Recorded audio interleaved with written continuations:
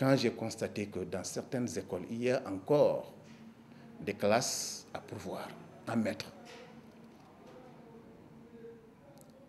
j'ai dû prendre des maîtres d'une école dont les activités sont gelées pour l'instant, pour les redéployer par nécessité de service dans d'autres écoles, pour ne pas les laisser traîner.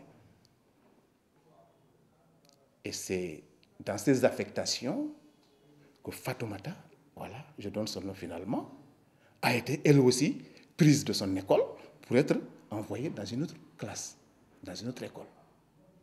Donc c'est par nécessité de service principalement que je l'ai prise de son école pour l'envoyer ailleurs. Parce que, tenez-vous bien, si c'était pour faire de grève, un enseignant, disons, qui s'absente pour faire de grève d'octobre à mars, c'est 5 mois au moins. Si c'était pour faire de grève, je l'aurais redéployé depuis le mois d'octobre. Un. Deuxièmement, pour faire de grève, elle n'est pas la seule à observer les mots d'ordre dans son école. Mais bon Dieu, pourquoi elle seule, aujourd'hui, à se trouver être redéployée? Non, ce n'est pas pour faire de grève.